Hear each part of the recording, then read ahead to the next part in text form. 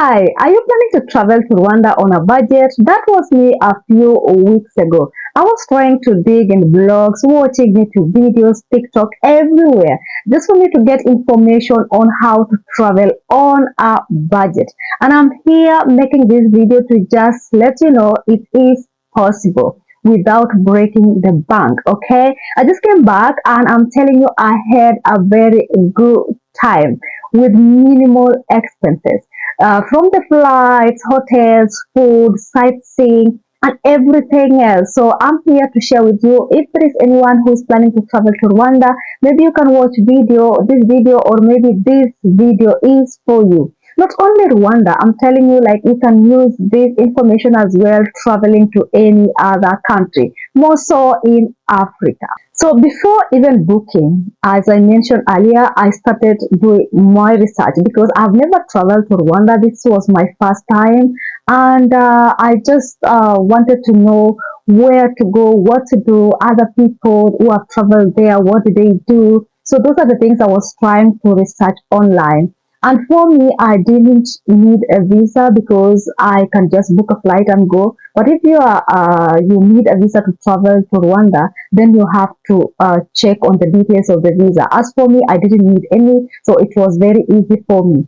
So those are the things that I was checking on YouTube mostly, especially for the people who have traveled there. I wanted to know where they stayed, what do they do, is it something that I can do as well. So those are the few things I was checking online.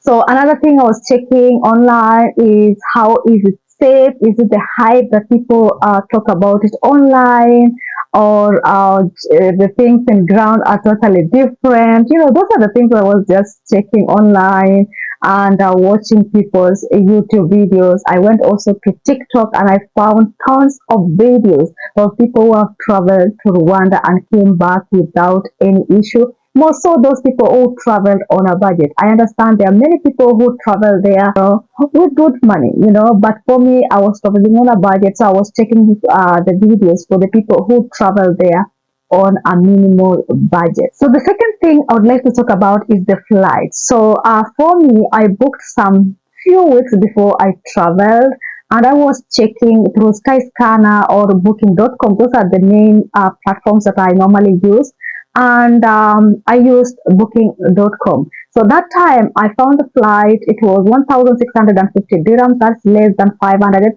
450 to 460 dollars. That time, that is to and from. I found that to be a little bit affordable on my side. I don't know, maybe sometimes they are like cheaper than that, but at that time it was that amount. Yeah, so I found it is okay for me and I booked it. So I flew from Dubai to Ethiopia. I had a layover in Ethiopia, and then later we flew to Kigali, which total took at least, I think, 8 hours in total with a layover. No, with a layover, I'm not sure. I had a layover of 30 minutes. Yeah. So I think it was just like 8 hours in total. Yeah. So I think that is all about the flights. There is nothing much. You can always check the flights before. If you have time, if you have enough time, I would advise you that you book like months before you travel. It will be a little bit cheaper.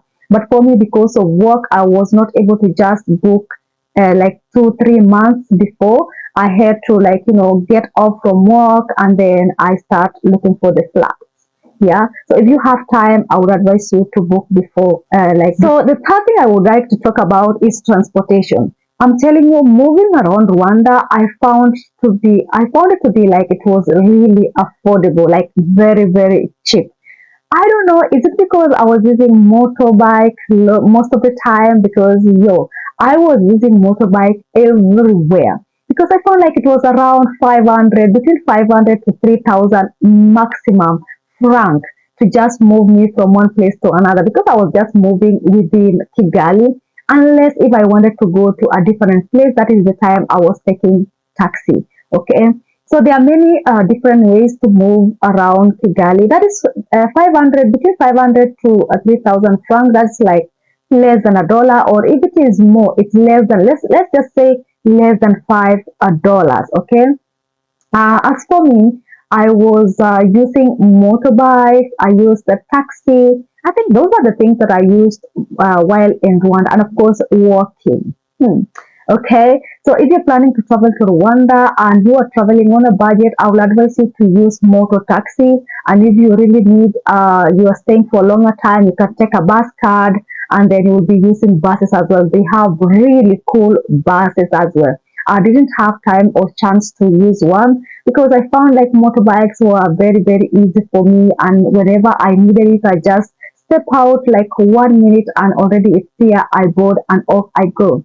So the thing is, you have to wear a helmet, you have to wear like the driver or the rider and the passenger has to wear a helmet whenever you're using a motor taxi, which was fine with me. I cooperated, I didn't have any issue with that.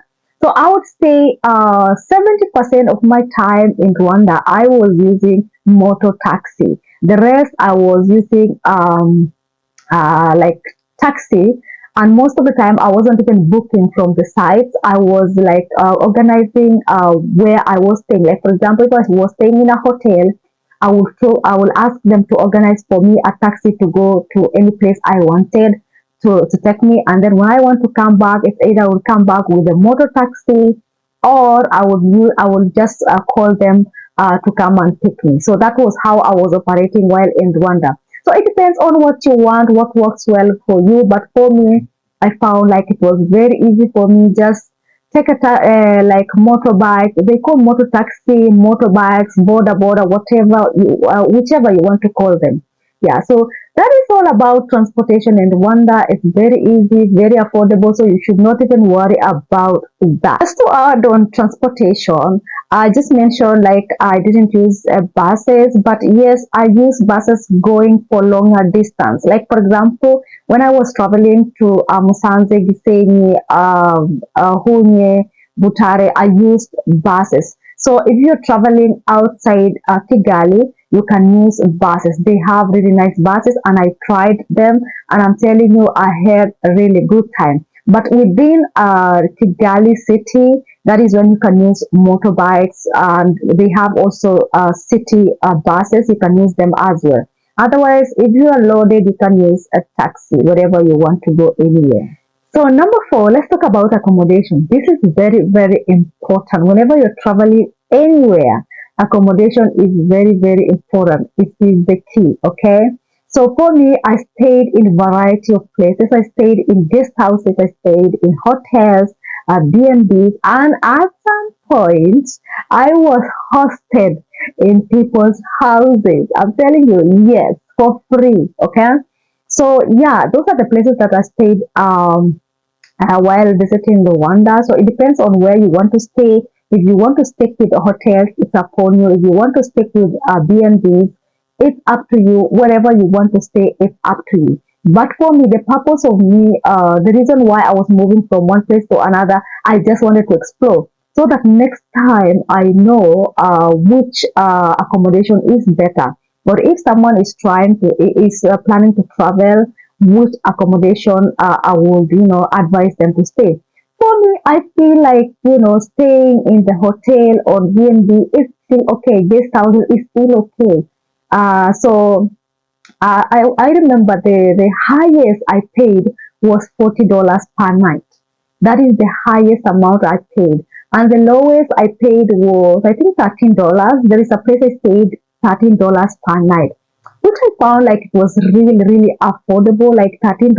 So it was between 13, 15, 18, 20, 25. Majority was 25 to 30. So I feel like still it is, in a good, range. So if you're traveling to Rwanda, you can look on, affordable places like this one. You can find it's very, very easy. Like for me, I booked in booking.com.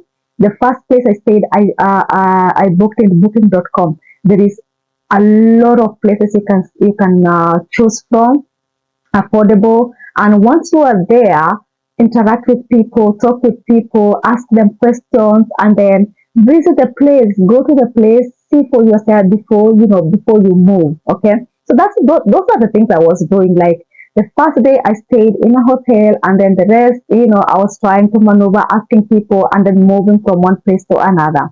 Yeah, so that is all about accommodation. Before I forget, I also posted on Facebook before I traveled. I posted on Facebook that I'm traveling to Rwanda. There are many groups. Like for example, we're traveling to Rwanda. There are groups, accommodations in Rwanda. Post there, and I got tons of messages. People were messaging me, telling me they have place. They send me photos. They send me videos of the places.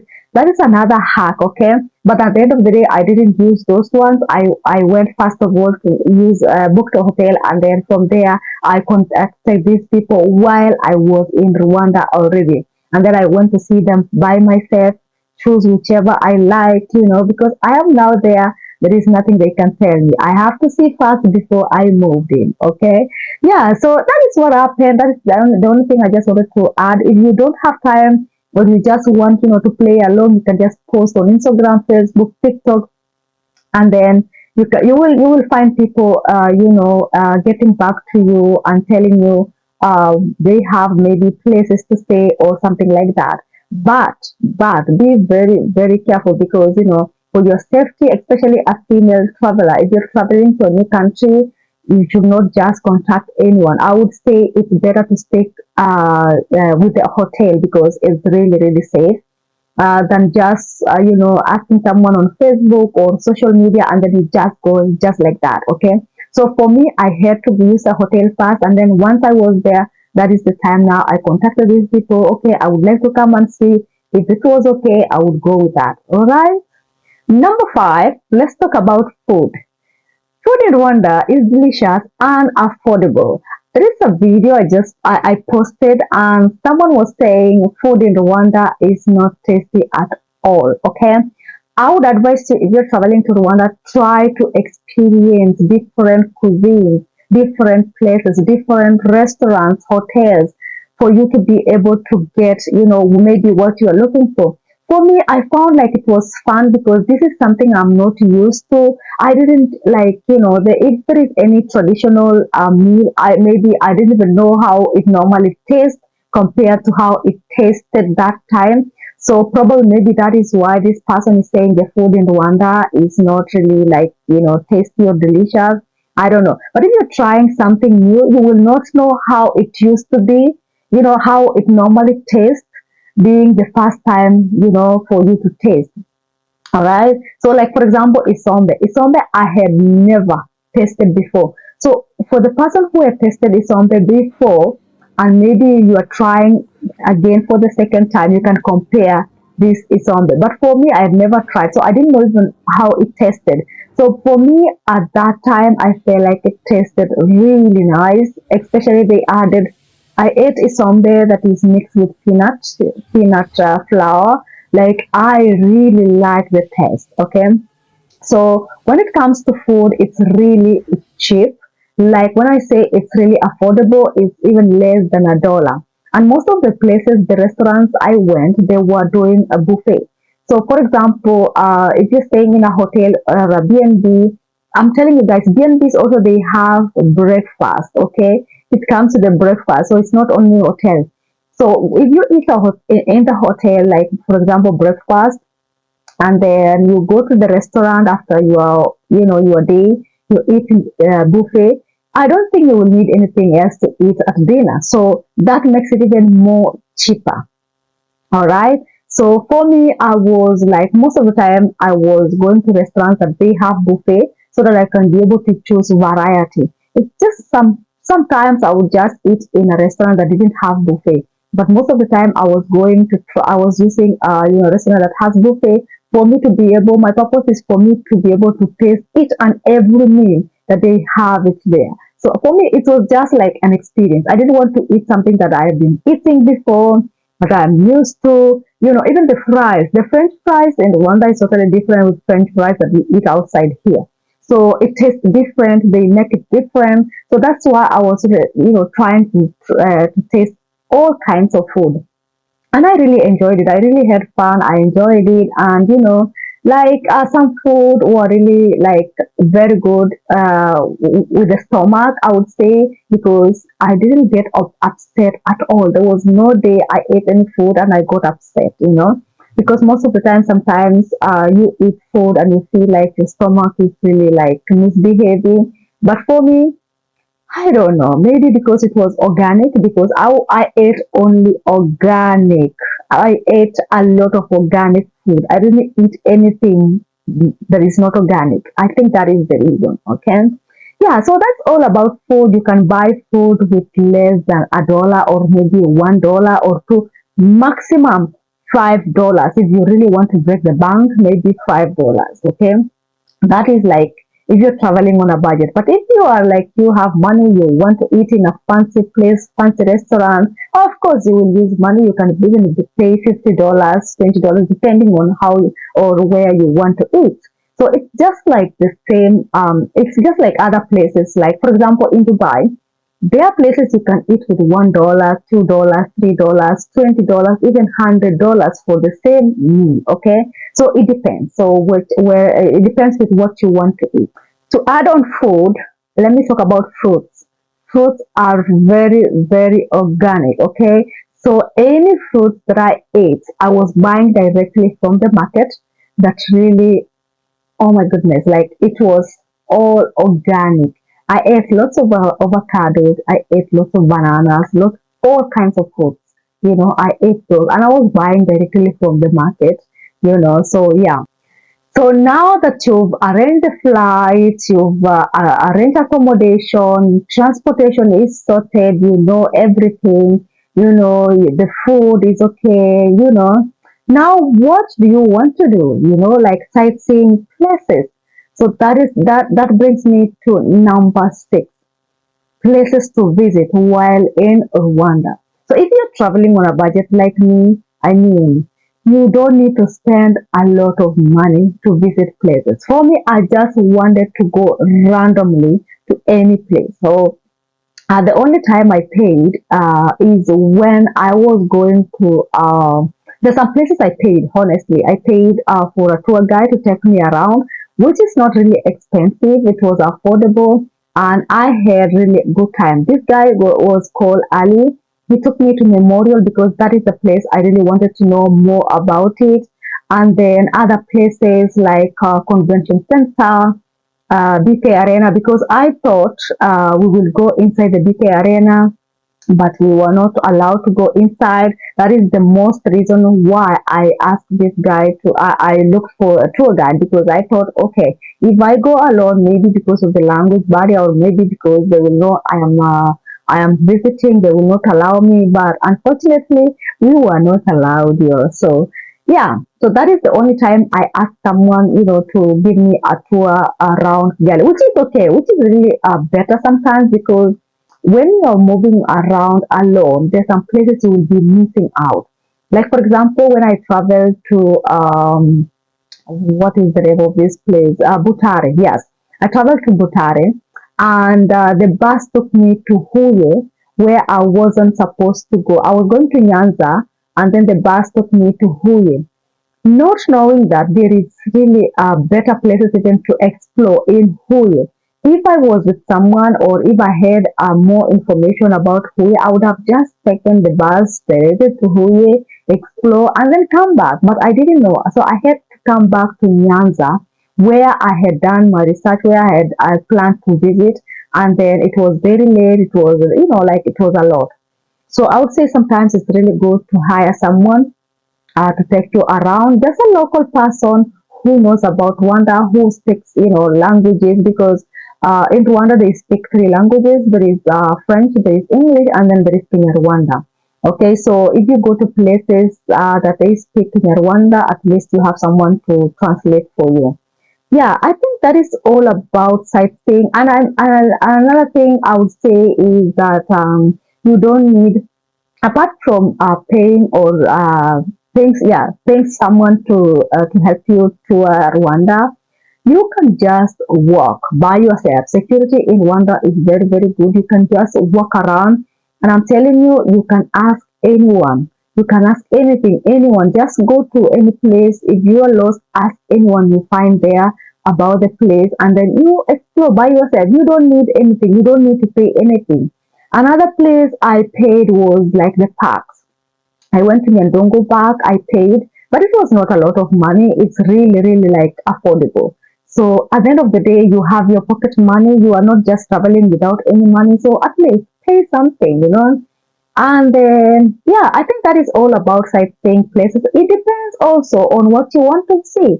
Depends on where you want to go or what you want to see. Like, for example, if you want to watch gorilla trekking, that is upon you because I'm telling you that is very, very expensive. It's around $1,500. I wasn't able to go there because I was traveling on a budget. So there was no way I was paying $1,500. $1,500 already is for all the necessary things that I needed. Yeah, and then yeah, I would say where I paid like traveling. Most of the places, most of the money I use is for traveling here and there. But paying for places, I think it's very very few. And if I paid, it was really really affordable. It was not breaking the bank at Number all. 7, I would say get a SIM card. Okay, like if you're traveling for more days, I would advise you to get a SIM card. This is because most of the payments in Rwanda you can use mobile money. Okay, like if for me, franc was really confusing me. Franc is Rwandan's currency.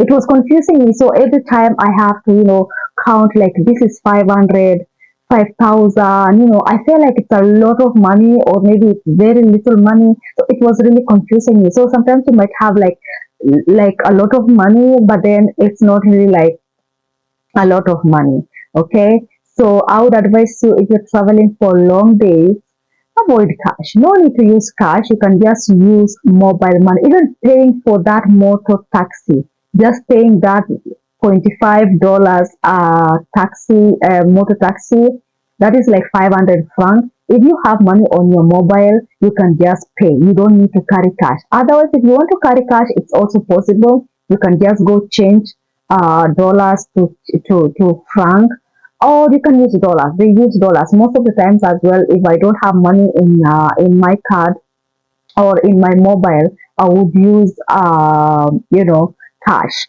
And I would advise you to use franc instead of dollars because to get change sometimes can be a little bit tricky, and you will end up paying more or letting the money go because there is no change. So if you have franc, that will be easier. But if you have mobile money, that will be the best way to go. So if you're staying for longer time, just go register yourself to get a SIM card. You can use your passport. For me, I used my passport to register to get my SIM card. And then from there, it was very, very smooth. I didn't have to carry any cash. I didn't have to worry about, am I paying extra? Is it too much? When you're traveling to a new country, it takes time for you to understand their currency. Sometimes I was like, okay, so this is 1,000 franc. How much is it in my currency for me to be able to, to figure out, am I paying too much or is it okay? To avoid all these hassles, just use mobile money and it is very easy. So for me, the reason why I'm saying like Rwandan people are very, very genuine. Like when I take a taxi or the motorbike, I don't know. I didn't know most of the time. I forgot where to dial about while paying. So I just take my phone and give them. They will just dial and then they will give me to put the pin because at the end of the day you have to put the pin when you are accepting the payment. So you just give them and then they put amount. Of course, you've already agreed the amount. Don't board a motorbike without, agreeing the amount of the transportation cost because they can just say 2,000.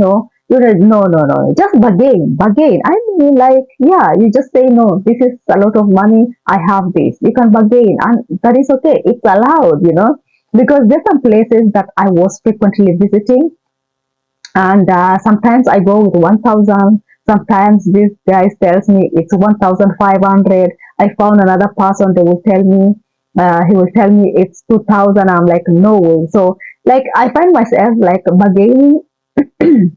Sorry, I will tell them no. This place is 1,500 because the last time I went with 1,000, I will be like, okay, let me add 500. This place is 1,500. They will be like, oh, okay, let's go. Otherwise, if they just say 2,000 because they know you are a foreigner, if you just say it's 2,000, that is it. You just say 2,000, that's a lot of money. If you're traveling on a budget, again, don't keep quiet, okay? Those people are very nice, and it's very rare to find people like hiking the prices anyhowly. If you just say, I have this amount, this amount is this and this, you just agree. There is no fight, there is nothing, no disagreement at all, okay? So that was it about mobile money. It's the easy, even in the restaurants, everywhere in Rwanda, they're using mobile money. As little as 500, like 500 francs, that's less than a dollar. Okay, so use mobile money for to make things easier for you, and also for you to have a record of how much you've used. Because if you use mobile money, you will be able to understand how much you've used today. But if you're using cash, sometimes you give tips you don't know. For me, even tips, I was giving tips in terms of mobile money because it's easier. You just if the motorbike is asking you 2,000, you add 1,000, that is 3,000. You already have the record of how much you use that. Just to add on, before I finalize this video, if you're traveling on a group or in a group, I think this is the best because you will be sharing most of the places. Like, for example, accommodation. If you're paying $35 per night per person, if you're traveling, for example, like two people, three people, you will be able to share the $35. So it makes it even more cheaper. So if you have friends or you're planning to travel as a group, it will be the cheapest because wherever you go, like you share, especially accommodation. I would say especially accommodation, or maybe taxi, because taxi, like you can share taxi two people. The thing you cannot share is the motorbike, because if you're planning to move around with a motor taxi, you cannot share that because one motor taxi, one passenger. Okay, but it's affordable. Another thing, what else I wanted to say, like sightseeing places. If you're traveling as a group as well, you can sometimes you can get discounts. That is what I understand. You can get discounts if you're traveling as a group. So sometimes traveling solo is a little bit expensive compared to traveling as a group because a group you can get discounts, you can share accommodations, like B&Bs, guest houses, that kind of thing. And also you can share food. Like for example, you can buy, lots of food and then you share. Yeah, I think that is something I wanted to add on that. And then what else? I think another thing is like really Rwanda surprised me. I wasn't expecting that. I wasn't expecting what I found. Okay, because social media sometimes can be really deceiving when you're traveling somewhere. Sometimes you travel and then when you are on the ground, you find things are totally different, which is the case with me. It was different in a positive way because when it comes, for example, like security, I didn't even imagine like it's really that safe, honestly. Because sometimes they say a country is very safe, but when you are there, you're like, where is the safety here? You still have to be very, very careful. So that is another thing that I really underrated because I wasn't sure about that. But I'm telling you, like I traveled there, I experienced it. Security in Rwanda is very, very, very good. Okay, so you should not even worry about that. Okay, the cleanliness. I usually think that social media is just a hype. Kigali, I mean, like Kigali is the most place I stayed more. Many places I found they were really clean. It's really clean, guys. And if you watch my videos, most parts of outside Kigali as well, like it was very clean. So it's not a hype. I'm here to tell you it is not a hype. It is super clean compared to other places that I've traveled. Honestly, yeah. Is there anything I have forgotten? I don't think there is anything. Let me just check my notes. Yeah, I think those are the things that I would say I experienced in Rwanda. If you're traveling on a budget, just plan ahead, do your research, and of course, use kinds of videos like mine, to get one or two things because I'm really honest about this video. There is nothing like I'm hiding. Whatever I experience is what I'm sharing. Like it's not that expensive. It's not just traveling to Rwanda. And if you're planning to travel to Rwanda on a budget, here you have it. You have all the details on this video. And if you're not satisfied, you can go ahead and watch online. There are tons of videos of people who have traveled to Rwanda on a budget. And if you're traveling to Rwanda, with good money, that is fine as well. You can watch, there is a lot of resources online nowadays, okay? So otherwise, try as much as possible as well to learn few Kinyarwanda words like muraho, muramutse, murakoza, murakozi kiane, few words, whenever you meet locals, you can talk to them and they will be really happy, okay? Guys, that's it for today. Murakoze kiane, that is the word I remember today. Yes, that means thank you very much for watching up to this end, and I hope to see you in the next one. Please don't forget to subscribe, comment, like, and share this video to reach a wider audience, okay? Please watch. See you in the next one. Bye.